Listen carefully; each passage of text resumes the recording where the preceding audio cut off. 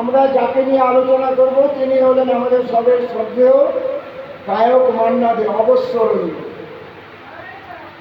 তার সম্বন্ধে, তার পিতা মাতা জন্ম তারিখ, এই বায়োগ্রাফিতে আমি যেতে চাই না। এগুলো সবাই আমরা আজকাল গুগলের দৌলতে সবাই আমরা জেনে যাই।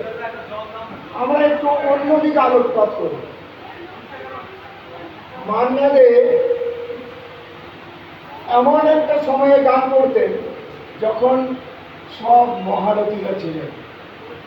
মোহাম্মদ রফি, মুকেশ, কিশোর কুমার, মহেন্দ্র কাপুর। সেই নক্ষত্রদের মাঝখানে থেকে উনি নিজকে সবার উপরে, সবার ঊর্ধ্বে তুলে রাখতে পেরেছিলেন কেবলমাত্র তার সুরের জাদুকরিতে। আমরা সাধারণত গানের জগতে, আমি গানের জগতের লোক নই, তাও বলছি, আমরা সাধারণত কী ভাবি, আমাদের গানের ভাষার কোনো দরকার নেই। আমরা এটাই ভাবি যে গানের সুর হচ্ছে প্রধান।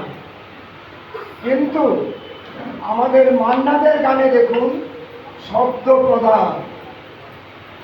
গানের প্রতিটি শব্দ আমাদের মনে গেঁথে যায়, সেটা হিন্দি হোক কিংবা বাংলা। সে কেন এত সুন্দরী হলো, ও চাঁদ সামলে রাখো জ্যোৎস্নাকে, হৃদয়ের গান শিখে তো গায় গো সবাই, কজনা তোমার মতন গাইতে জানে। এইভাবে অনেক শব্দ দিয়ে জাদুকরি তিনি ফিরে গিয়েছেন, যেগুলো আমাদের মনে গেঁথে রয়েছে। হিন্দিতে তার সেই মেরে জওরা জীবন, হ্যাঁ, তো এই গানগুলো আমরা কেউ ভুলব না। মান্না দে তিনি একটি সুদীর্ঘ জীবন অতিবাহিত করেছিলেন, 94 বছর। 94 বছর একটি কম সময় নয়। উনি ছিলেন একটি কিংবদন্তি, তিনি একটি প্রজন্মের সাক্ষী। তার সাধনা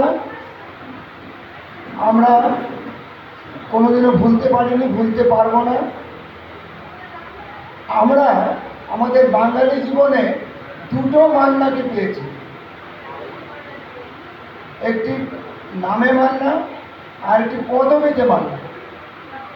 নামে মান্না বলতে আমরা মান্না দে, আর পদবী মান্না বলতে আমরা পাই মোহনবাগানের খেলোয়াড় শৈলেন মান্না। এই দুটো মান্না আমরা আমাদের এই জীবনে পেয়েছি, দুজনেই দিকপাল। তো মান্নাদের এই স্মরণ সন্ধ্যা সত্যি যেন স্মরণীয় হয়ে ওঠে। আর এবার আমাকে বলতে হবে অপেরা মিউজিকের কথা, যারা এটার উদ্যোক্তা। অপেরা মিউজিকের কর্মকাণ্ড আপনারা যদি সামাজিক মাধ্যমে সংযুক্ত থাকেন বা আপনারা দেখেন, ওখানে আপনারা দেখতে পাবেন এই অপেরা মিউজিক তারা বিভিন্ন ছোট ছোট কর্মকাণ্ডের মধ্যে দিয়ে নিজেদের জায়গা বানিয়ে নিচ্ছে বা প্রতিষ্ঠা করছে।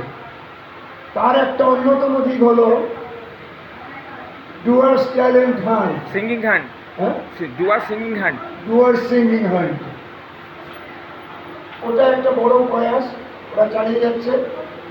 আজকের যে উদ্যোগ, এটাও এই অপেরা মিউজিকের উদ্যোগ, এবং সেই উদ্যোগে আজকে আমি এখানে দাঁড়াতে পেরে আমিও ধন্য। তো আশা করি আজকে এই সন্ধ্যা বক্তৃতার নয়, এই সন্ধ্যা হচ্ছে গানের।